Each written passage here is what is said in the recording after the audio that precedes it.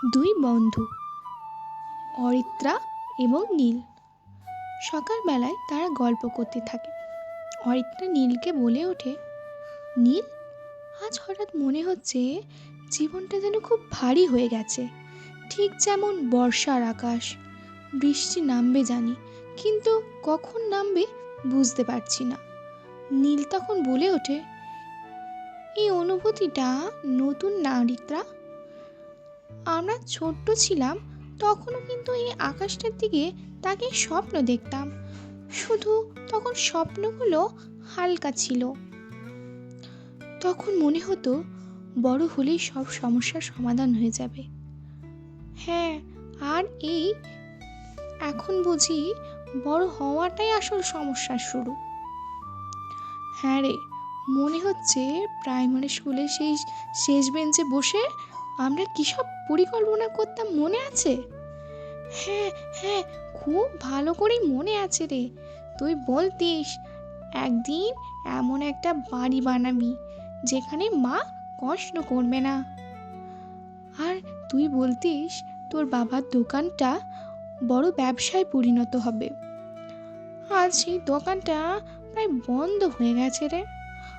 আর আমার মা আজও জানিস ওষুধের টাকা বাঁচাতে নিজের খাবার কমিয়ে দেয়। এই জন্যই তো হয়তো বন্ধুত্বটা আরো শক্ত হয়েছে রে। একই কষ্ট আমাদের কাছাকাছি এনেছে। নীল, এখনো মনে হয় না আমরা যদি আলাদা পথে হাঁটতাম জীবনটা অনেক সহজ হতো? হয়তো সহজ হতো, তো ফাঁকা লাগতো জানিস। ফাঁকা? হ্যাঁ হ্যাঁ, কষ্ট থাকলেও পাশে থাকলে কেউ সেটা সহ্য করা যায়। আজ বাবার সাথে কথা বলতে গিয়ে মনে হলো উনি আমার উপর অনেক ভরসা, আশা তুলে নিয়েছে জানিস। হ্যাঁ রে, উনি ক্লান্ত, ভেঙে পড়েছেন, সেটা তোর ব্যর্থতা নয়। কিন্তু আমি তো ছেলে, সংসারের চালানোর দায়িত্ব তো আমারই। দায়িত্ব নেওয়া আর নিজের স্বপ্নকে মেরে ফেলা দুটো এক জিনিস না। সবটাই বুঝতে পারছি। হ্যাঁ, আমিও বুঝছি। হ্যাঁ, এই এই দুটি শব্দ আমি বুঝি অনেক শক্তি দেয় জানিস। কারণ সত্যি বুঝি আমি নিজেও এই জায়গায় দাঁড়িয়ে আছি। তোর ভাইটার স্কুলের ফি কি জমা দিতে পেরেছিস? না, মাস শেষ হয়ে গেছে। প্রধান শিক্ষক ডেকেছেন। শুনে খারাপ লাগছে। খারাপ লাগাটা এখন অভ্যাস হয়ে গেছে রে। নীল, তুই কখনো ভেবেছিস আমরা ব্যর্থ হয়ে যাব? প্রতিদিনই ভাবি। তাহলে এখনো তাহলে এখনো লড়ছিস কেন? কারণ ব্যর্থ হওয়া আর চেষ্টা ছেড়ে দেওয়া এক না রে। তোর এই কথাগুলো না আমাকে বাঁচিয়ে রাখে। আর তোর এই উপস্থিতি আমাকে শক্ত করে তোলে। আমার কি আর কি আমার কি খুব খুশির স্বপ্ন দেখলাম? না, আমরা শুধু গরিব ছিলাম রে। গরিব হওয়াটা কি যেন অপরাধ, তাই না রে? না, কিন্তু সুযোগ না পাওয়াটা অন্যায়। শহরে গেলে কি সব বদলে যাবে? সব না, কিন্তু কিছু বদলাবে। আমি আমি ভয় পাই নীল। আমি জানি, আমিও পাই, কিন্তু তাহলে আমরা সাহস পাই কোথা থেকে? একজন আরেকজনকে কাছে থেকে। যদি একদিন তুই হাল ছেড়ে দিস, তখন তুই আমাকে টানবি। আর আমি যদি ভেঙে পড়ি, তখন আমি তোর কাঁধে দাঁড়াবো। এই কথাগুলোই বন্ধুত্ব জানিস। হ্যাঁ, বড় বড় প্রতিশ্রুতি না, ছোট ছোট ভরসায় হলো বন্ধুত্ব। তোর মনে আছে প্রথমবার আমরা একসঙ্গে কাজ করেছিলাম? হ্যাঁ, মেলার দিন চা বিক্রি।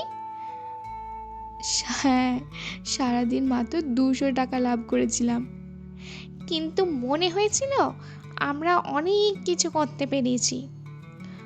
আজও কি সেই বিশ্বাসটা আছে? আছে আছে, কিন্তু একটু ক্লান্ত, একটু আহত, কিন্তু মরেনি রে। নীল, যদি আমরা সফল না হয়? তবুও আমরা চেষ্টা করছি, এর কথাটাই যথেষ্ট। সমাজ সেটা মানে না রে বন্ধু। সমাজ আমাদের জুতোয় হেঁটে দেখেনি। একদিন যদি আমাদের গল্প কেউ শোনে না, তাহলে তারা বুঝবে সাফল্যের পেছনে কত রাত না ঘুমানো থাকে।